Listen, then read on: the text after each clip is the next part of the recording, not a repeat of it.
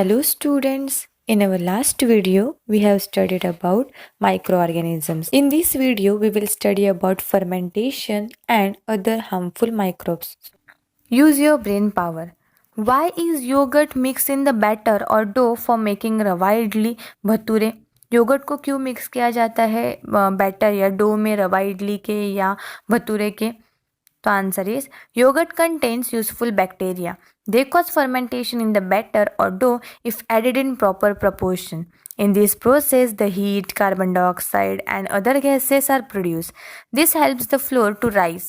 The vitamin content also increases and the preparation becomes tasty and light. Therefore, yogurt is mixed in the batter or dough for making rava idli, bhature and naan. तो yogurt में useful bacteria present होते हैं जिसके वजह से fermentation होता है और फर्मेंटेशन होने के वजह से हीट, कार्बन डाइऑक्साइड एंड बाकी सारे जो गैसेस प्रोड्यूस होते हैं जिससे वो फ्लोर क्या होता है, राइज होता है या फूल जाता है.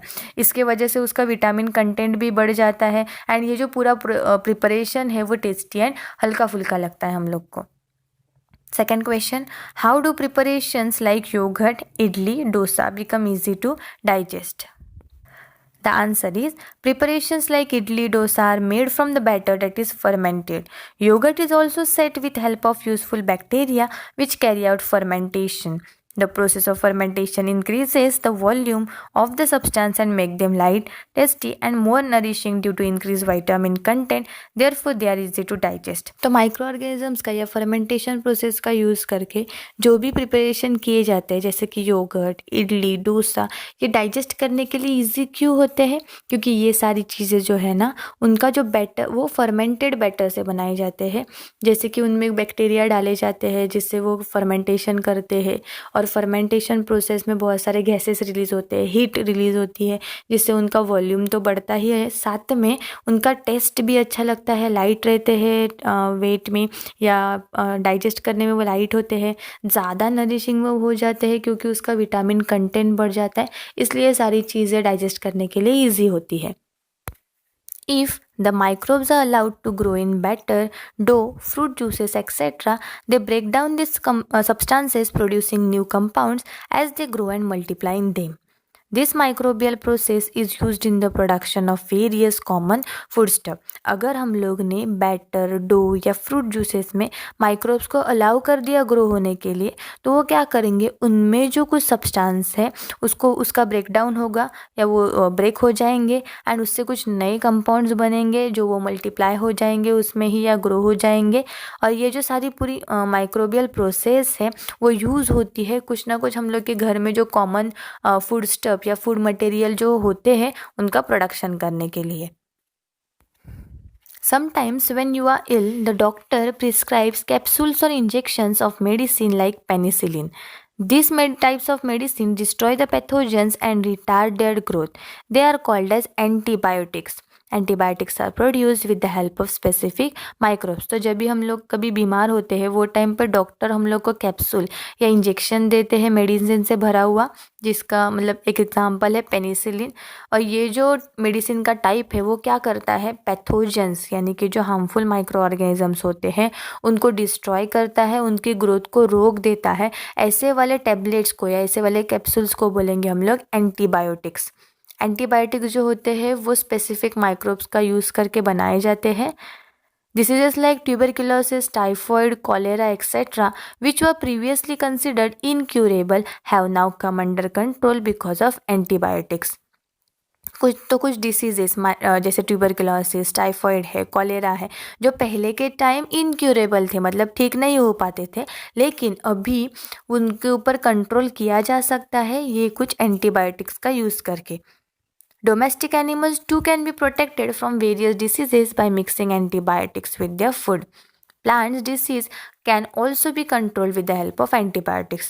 तो डोमेस्टिक एनिमल्स में भी कुछ डिसीजेज होते हैं वो भी यहाँ पे प्रोटेक्ट हो सकते हैं एंटीबायोटिक्स का यूज़ करके. एंटीबायोटिक्स को उनके फूड में मिक्स किया जाता है. उसके बाद जो प्लांट डिसीजेज है उनके ऊपर भी कंट्रोल आया जा सकता है यही एंटीबायोटिक्स का यूज़ करके. Always remember, Though antibiotics are useful for curing certain diseases, they can be harmful if used without consulting a physician. Hence, a course of antibiotics should be completed strictly following the doctor's prescription. In fact, we should not take any medicines on our own to treat ailments like body ache, headache, common colds, etc. तो भले ही ये जो antibiotics है उनका use किया जाता है कुछ डिसीजेस को क्योर करने के लिए, ठीक करने के लिए, लेकिन अगर डॉक्टर ने नहीं बताया फिर भी हम लोग ने अगर वो एंटीबॉडीज़ खा ली तो वो हम लोग के लिए हार्मफुल हो सकती है या उसके कुछ साइड इफ़ेक्ट्स हम लोग के बॉडी के ऊपर हो सकते हैं। इसलिए डॉक्टर ने जो भी हम लोग को प्रिस्क्रिप्शन दिया है, कोर्स ऑफ एंटीबायोटिक दिया है, वो हम लोग को स्ट्रिक्टली फॉलो करना पड़ेगा। इनफैक्ट हम लोग को जो मेडिसिन दी गई है वो हम लोग को लेनी चाहिए विदाउट, मतलब अगर छोटा मोटा कुछ हम लोग को दुख रहा है या छोटे मोटे एलिमेंट्स जो होते हैं, वो सपोज बॉडी एच हो रहा है, बॉडी पेन हो रही है, हेड पेन है, हेड में दुख रहा है या कॉमन कोल्ड है, तो कोई भी मेडिसिन ऐसे मेडिकल में जाके नहीं लेनी चाहिए जब तक हम लोग को डॉक्टर वो लेने के लिए प्रिस्क्राइब नहीं करते। Then find out, why are infants vaccinated according to a fixed time schedule? What is a vaccine? तो छोटे बच्चे जो होते हैं ना उनको टाइम टू टाइम वैक्सीन दिया जाता है, जैसे कि पोलियो डोज दिया जाता है या 6 महीने में एक इंजेक्शन होता है या डोज होता है। वो ऐसे क्यों दिया जाता है? क्यों होता है ऐसा? क्योंकि जो इन्फेंट्स होते हैं ना वो बहुत ज़्यादा वीक होते हैं या उनकी इम्यूनिटी बहुत ज़्यादा वीक होती है, तो ये जो वैक्सीन्स है उनको दिए जाते हैं ताकि वो डिसीजेस के अगेंस्ट रेजिस्टेंट अपना बना सके या डिसीजेस ना हो, इसलिए वो खुद को रेजिस्टेंट या स्ट्रॉन्ग बना सकते हैं, उनकी इम्यूनिटी अच्छी हो सकती है। जैसे कि उनको BCG वैक्सीन दिया जाता है बर्थ के बाद ताकि उनको ट्यूबरकुलोसिस ये डिसीज ना हो। उसके बाद उनको ट्रिपल वैक्सीन दिया जाता है जिसके वजह से वुफिंग कफ, डिप्थीरिया, टिटेनस ये उनको ना हो। उसके साथ पोलियो डोज भी दिया जाता है, ओरल या मुंह से दिया जाता है। तो ये कुछ वैक्सीन हम उनको दिए जाते हैं ताकि वो खुद को प्रोटेक्ट कर सके क्योंकि उनकी इम्यूनिटी वीक होती है। Now what is vaccine? Answer is, a vaccine is produced in a laboratory with the help of microbes that gives immunity against a particular disease. If we have been vaccinated against any disease, our immunity that is resistant to that disease increases so that possibility of contracting that disease is greatly reduced. तो vaccine जो होते हैं वो laboratory में बनाते हैं micro organisms का use करके, जिससे हम लोग के बॉडी को इम्यूनिटी मिलती है कोई भी डिसीज़ के खिलाफ। अगर हम लोग को किसी चीज़ का या किसी डिसीज़ के अगेंस्ट वैक्सीन दिया गया है तो हम लोग की जो इम्यूनिटी है यानी कि रेजिस्टेंस जो होता है हम लोग के बॉडी का वो डिसीज़ के खिलाफ वो बढ़ जाता है और जो हम लोग को डिसीज़ होने की पॉसिबिलिटी है वो कम हो जाती है। Microbes are also used in processes like tanning of skin, production of ropes and strings from egg. Some microbes use oil for their growth. Such microbes are used to clear a layer of oil floating on the surface of an ocean or lake formed due to a leak or a spill, that is to clear an oil slick. Microbe जो होते हैं वो use होते हैं जो tan होता है हम लोग के बॉडी के स्किन के ऊपर वो क्लीन करने के लिए या रोप्स एंड स्ट्रिंग बनाने के लिए। कुछ माइक्रोब जो होते हैं उनके ग्रोथ के लिए ऑयल की ज़रूरत होती है उनको, तो वो जो माइक्रोब्स होते हैं उनका यूज़ किया जाता है जैसे ओशन फ्लोर के ऊपर या लेक के अंदर जो ऑयल स्पिल होता है, ऑयल स्प्रेड होता है उसको क्लियर करने के लिए कुछ माइक्रोब्स हम लोग यूज़ करते हैं। Farm waste, human urine, feces, wet garbage, etc. is collected and used in a biogas plant to produce biogas and fertilizer. तो कुछ खेती का जो वेस्ट होता है या ह्यूमन यूरिन एंड फीकस होता है या वेट गार्बेज होता है उसको कलेक्ट किया जाता है एक बायोगैस प्लांट में एंड उससे बायोगैस एंड फर्टिलाइजर्स बनाए जाते हैं। तो माइक्रो ऑर्गेनिजम्स का देखा जाए तो बहुत तरीके के या बहुत यूजेस होते हैं, बहुत वेज में उनको यूज़ किया जाता है। Now let's study about harmful microorganisms. Let's recall what happens to the sweetmeat or bread forgotten in a lunch box for 3 to 4 days.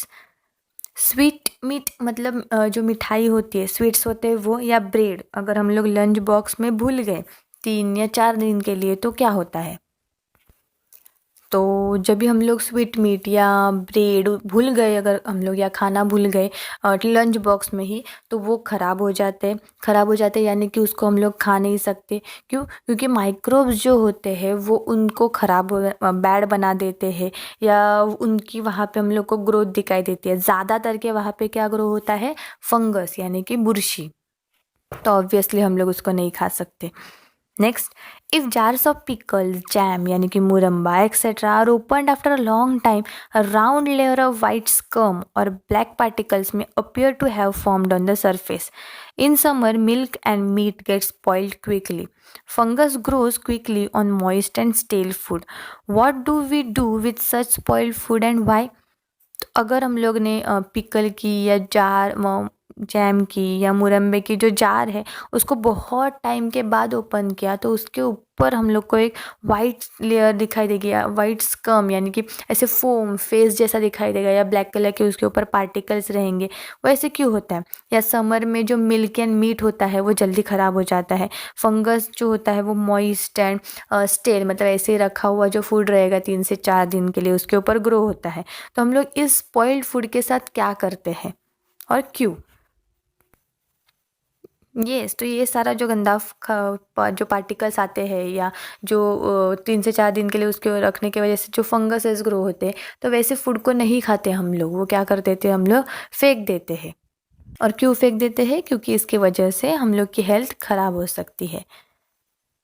Food poisoning, as they use foodstuff for their own nutrition, some microbes release toxic material and enterotoxins into the food. Such toxins spoil the food. Eating such spoiled food can cause loose motions and vomiting. अभी food poisoning तो बहुत लोगों ने experience किया होगा या सुना तो होगा कि जैसे माइक्रोब्स जो होते हैं वो फूड मटेरियल खाते हैं। फूड मटेरियल खाने के साथ साथ वो अपने बॉडी से कुछ टॉक्सिक मटेरियल भी वहाँ पे छोड़ देते हैं। वो टॉक्सिक मटेरियल या पॉइजनस मटेरियल को बोला जाता है एंटेरोटॉक्सिन्स। और अगर ऐसा वाला स्पॉइल फूड हम लोग ने खाया तो हम लोग को लूज मोशंस एंड वॉमिटिंग हो सकते हैं। उसी को बोला जाता है food poisoning. Use your brain power. First question, how will you know that a food stuff is spoiled? तो हम लोग को कैसे पता चलेगा कि ये जो फूड मटेरियल है वो ख़राब हो चुका है? तो एक तो उसका टेस्ट, कलर एंड स्मेल जो है वो चेंज हो जाएगा जब भी वो ख़राब हो जाएगा। वो ऐसे कड़वा जैसे लगेगा, या अलग ही उसका टेस्ट रहेगा। उसके ऊपर फंगस के फाइबर्स, या हम लोग को बोलेंगे थ्रेड जैसे ग्रो होते हुए हम लोग को दिखाई देंगे, और इससे हम लोग को पता चलेगा वो फूड जो है वो क्या हो चुका है? ख़राब हो चुका है। Second one, what precautions will you take while purchasing food and why? अगर हम लोग को कुछ फूड परचेस करना है, ख़रीदना है, तो हम लोग क्या प्रिकॉशंस लेंगे, क्या सावधानी लेंगे और क्यों लेंगे? तो अगर हम लोग को कोई भी फूड ख़रीदना है तो सबसे पहले हम लोग को उसको चेक करना है। उसका कलर, उसका स्मेल, वो कैसे दिख रहा है। उसके बाद उसमें प्रॉपर एयर टाइट कंटेनर है या नहीं, या हम लोग बोलेंगे पैकेट्स जो है उसमें से हवा तो बाहर नहीं निकले है, या बॉटल या कैन जो है वो एकदम टाइट है कि नहीं। उसके बाद उसका एक्सपायरी डेट हम लोग को चेक करना पड़ेगा। उसके साथ साथ हम लोग को ये भी देखना पड़ेगा कि पहले से वो पैकेट ओपन हुआ है या नहीं हुआ है। ये सारी चीज़ें हम लोग को ध्यान में रखनी पड़ेगी जब भी हम लोग फूड को परचेस करेंगे। Third question, why do food poisoning incident occur during marriage or other community fest? Food poisoning ज़्यादा करके मैरिज या जो बड़ा इवेंट होता है वहाँ पे ही क्यों होती है?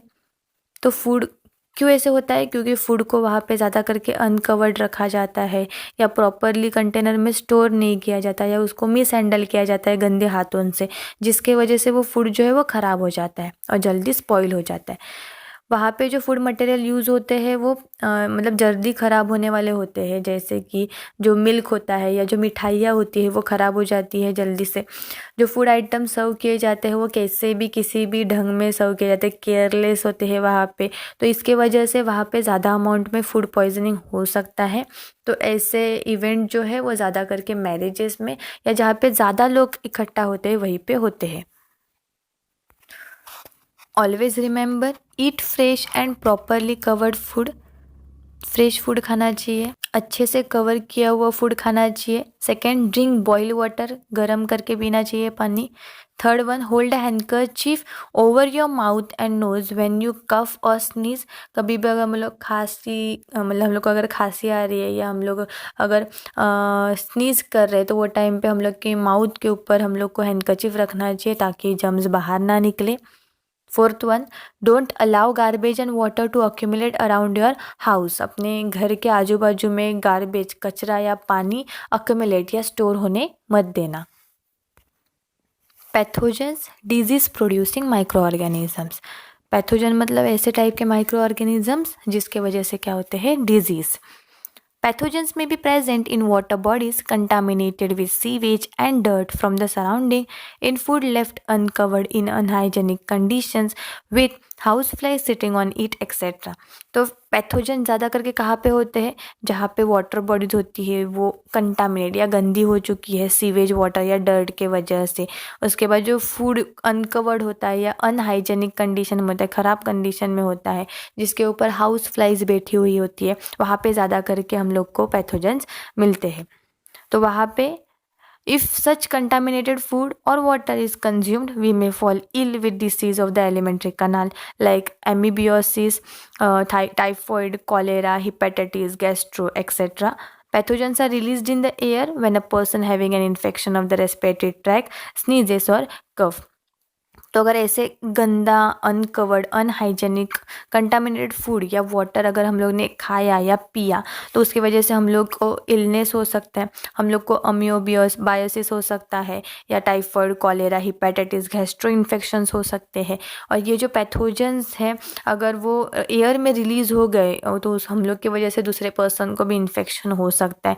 जब भी हम लोग स्नीज करेंगे या हम लोग को भी खांसी होगी वो टाइम पे a healthy person may get infected with such pathogens on breathing in the same air and contract diseases like common cold, cough, diphtheria, pneumonia, tuberculosis, etc.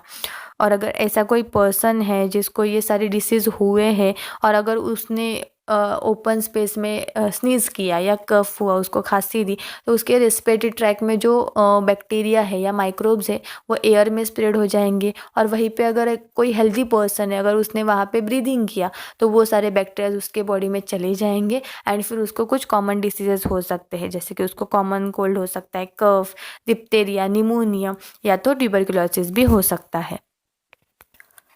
Mosquitoes reproduce in places like heaps of garbage, drains, stagnant water, etc. Microbes that cause diseases like malaria, dengue, elephantiasis, then yellow fever, chikungunya, Zika fever, etc. gain entry into the human body through the bite of a female mosquito.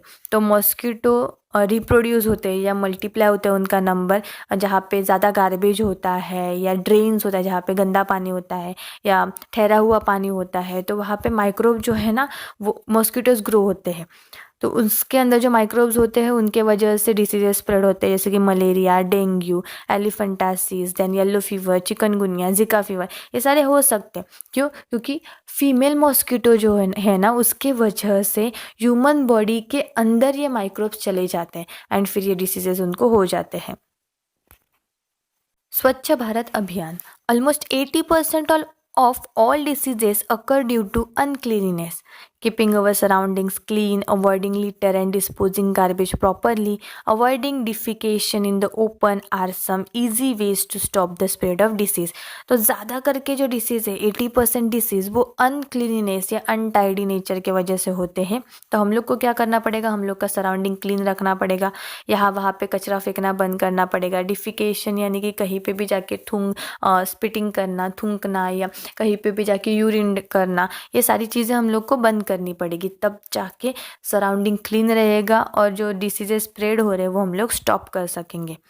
The Swachh Bharat Abhiyan is a national movement started several years ago to avoid increase awareness about public hygiene.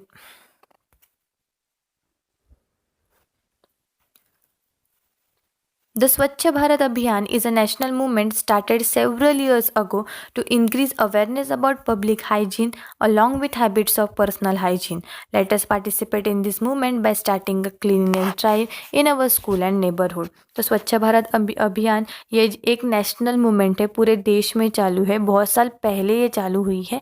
इस movement का real intention क्या है कि awareness spread हो सके public hygiene के द्वारा, या पर्सनल हाइजीन के साथ साथ हम लोग को पब्लिक हाइजीन भी रखनी पड़ेगी. तो हम लोग क्या करते हैं इस मूवमेंट में या इस मुहिम में पार्टिसिपेट करते हैं और क्लीननेस का ड्राइव हम लोग के स्कूल में या हम लोग के नेबरहुड में स्टार्ट करते हैं, ताकि हम लोग भी कुछ कंट्रीब्यूशन दे सके ये मूवमेंट में, हम लोग के एनवायरनमेंट को क्लीन रख सके. Make sure to check first is the water tank and water in it clean. क्या चेक करना है? वाटर टैंक एंड उसमें का वाटर अच्छा है, क्लीन है कि नहीं, ये चेक करना है. Second, are the water tanks and toilet in the school clean. Toilet school में जो टॉयलेट है या वाटर टैंक है वो क्लीन है कि नहीं, वो चेक करना है. Third, is the water that accumulates in pots, tyres, can etcetera around the house drain properly. अगर साइड में घर के आजू बाजू में अगर कुछ टायर्स है या पॉट है, कैन है, अगर उसमें वाटर है तो वो हम लोग को वहाँ पे नहीं रखना है, उसको ड्रेन कर देना है. Are the water storage container clean regularly. घर में जो भी हम लोग पानी स्टोर करने के लिए जो कंटेनर्स यूज़ करते हैं वो रेगुलर बेसिस के ऊपर क्लीन करते हैं कि नहीं, वो चेक करना है. Do you know what exactly happens when we have fever. जब भी हम लोग को बुखार आता है वो टाइम पे एग्जैक्टली होता क्या है? The body temperature of a healthy person being is about 37 degree Celsius. तो हेल्दी ह्यूमन बीइंग का बॉडी टेम्परेचर कितना होता है? 37 डिग्री सेल्सियस होता है. If micro organisms enter our body, our immune system starts acting and body temperature rises. Thus, this destroys the microorganisms. The site of an injury also feels warm for the same reason. तो body temperature 37 degree होता है. जब भी micro organisms हम लोग के body में enter होता है वो टाइम पे हम लोग की इम्यून सिस्टम जो है ना वो एक्शन करना स्टार्ट करती है, जिसके वजह से हम लोग का बॉडी टेम्परेचर बढ़ जाता है. इसके वजह से वो माइक्रो ऑर्गेनिजम्स क्या हो जाते हैं? डिस्ट्रॉय हो जाते हैं. और जहाँ पे भी हम लोग को कुछ इंजरी हुई है तो वो हम लोग को थोड़ी सी वार्म फील होती है, यही रीज़न के वजह से. Use your brain power. What is the correlation between the normal body temperature of humans, which is 37 degrees Celsius, and the optimum temperature for the growth of microorganisms, 15 degree Celsius to 35 degree Celsius. तो क्या relation है? हम लोग के human body temperature जो होता है वो 37 डिग्री सेल्सियस होता है एंड माइक्रो ऑर्गेनिजम्स के ग्रोथ का मिनिमम टेम्परेचर होता है 15 degree Celsius to 35 degree Celsius. Bacteria grow maximally in the temperature range between 15 degrees Celsius to 35 degrees Celsius. In human body, their growth does not take place with the same intensity. If any microbe enter our body, the temperature automatically rises, resulting into fever, which kills these disease-causing microbes. Thus, naturally, man is protected against bacterial attack. तो ज़्यादा करके bacteria जो है ना वो 15 degree Celsius से लेकर 35 degree Celsius के अंदर ही ग्रो हो सकते हैं, और हम लोग के बॉडी का टेम्परेचर जो होता है वो उससे ज़्यादा होता है, जिसके वजह से बैक्टीरिया जो है वो हम लोग के बॉडी में ग्रो नहीं हो सकते या मल्टीप्लाई नहीं हो सकते. अगर गलती से हम लोग के बॉडी में कोई माइक्रो ऑर्गेनिज्म या बैक्टीरिया चला भी गया तो हम लोग की बॉडी का टेम्परेचर बढ़ जाता है ऑटोमेटिकली, हम लोग को फीवर आता है और उसके वजह से वो माइक्रो ऑर्गेनिज्म किल हो पाता है, जिससे हम लोग को कुछ भी डिसीज़ नहीं होता. तो नेचुरली ह्यूमन जो है या मैन जो है वो प्रोटेक्ट रहता है वो डिसीज के खिलाफ. Can you tell what happens if cloth remain damp in the rainy season. तो अगर रेनी सीजन में डैम्प या गीले रह गए कपड़े तो क्या हो जाता है? The answer is due to humid atmosphere the clothes do not dry completely during rainy season. Sometimes clothes emit foul odor. The flies and other insects hover around such clothes. तो जब ह्यूमिड टेम्परेचर होता है वो time पे cloth जो है वो जल्दी ड्राई नहीं हो सकते, या रेनी सीजन के टाइम पूरी तरह से वो नहीं सूखते. तो ऐसे गीले कपड़ों का बहुत गंदा स्मेल आता है, वहाँ पे फ्लाइज, मक्खियाँ या इंसेक्ट जो है वो क्लोथ के अराउंड ऐसे घूमती रहती है, तो which can cause diseases. Second one, what are the black और white spots sometimes seen on the gunny bag. कभी कभी हम लोग को ब्लैक या वाइट स्पॉट दिखाई देते हैं गनी बैग्स के ऊपर, तो वो क्या होते हैं? The The answer is the black or white spots seen on gunny bags are due to the fungal growth. तो वो जो गनी बैग्स के ऊपर ब्लैक एंड वाइट स्पॉट होते हैं वो एक्चुअली क्या होती है, फंगल की ग्रोथ, फंगस ग्रो होते हैं वहाँ पे. Third question, why are leather articles like purses, wallets, belts, footwear always polished before storing away? जब भी जो लेदर के आर्टिकल्स है जैसे पर्स, वॉलेट, बेल्ट, फुटवेयर, अगर उसको हम लोग को स्टोर करना है तो सबसे पहले उसको पॉलिश करते हैं एंड देन स्टोर करते हैं. ऐसा क्यों करते हैं? The answer is the leather articles, purses, then wallets, belts and footwears contain organic matter. In damp weather, they catch fungus. The fungus and other microbes try to decompose these articles and does easily grow on them. The leather thus gets spoiled. To avoid this and for long-term maintenance, such leather articles need to be polished by a protective coat. तो ये जो leather के articles है वो सारे organic matter से बने हुए होते हैं. तो अगर उसको गीले जगह पे रख दिया तो वहाँ पे फंगस ग्रो हो सकता है और वो जो फंगस है या दूसरे माइक्रोब्स हैं उसके वजह से वो लेदर आर्टिकल्स डिकम्पोज हो सकते हैं, उसके ऊपर जल्दी से ग्रो हो सकते हैं, इसलिए उसको स्पॉइल कर सकते हैं. इसलिए वो स्पॉइल ना हो या ख़राब ना हो इसलिए उसके ऊपर एक प्रोटेक्टिव कोट लगाया जाता है ताकि मतलब उसको स्टोर करने के लिए. Next question, what is the powdery material found on old currency notes or other old rubber और पेपर? जो पाउडरी मटेरियल हम लोग को दिखाई देता है करेंसी, जो पुराने वाले नोट के ऊपर या रबर या पेपर के ऊपर, वो क्या होता है? The answer is the powdery material found on old currency notes और ओल्ड रबर और paper is due to the fungal growth. तो वो नोट के ऊपर या पेपर के ऊपर क्या होती है, फंगल ग्रोथ होती है, जिसके वजह से वहाँ पे पाउडरी मटेरियल हम लोग को दिखाई देता है. All the materials mentioned above, that is gunny bag, cotton clothes, paper, rubber, etc. are plant products and leather is an animal product. In a humid atmosphere, fungi and some other microorganisms grow on this article and spoil or damage them. तो ऊपर दिए गए question में जितने भी material mention किए हैं जैसे कि gunny bag, cotton clothes, paper, rubber, ये सारे प्लांट से बने हुए प्रोडक्ट्स हैं या लेदर यानी कि एनिमल से बने हुए प्रोडक्ट हैं. तो अगर उसको ह्यूमिड एटमॉस्फेयर में रखा जाए तो उसके ऊपर फंगस या दूसरे माइक्रो ऑर्गेनिजम्स ग्रो हो सकते हैं और ये सारे मटेरियल्स को स्पॉइल करके उसको डैमेज कर सकते हैं, इसलिए उनको अच्छे से स्टोर किया जाता है. Thank you.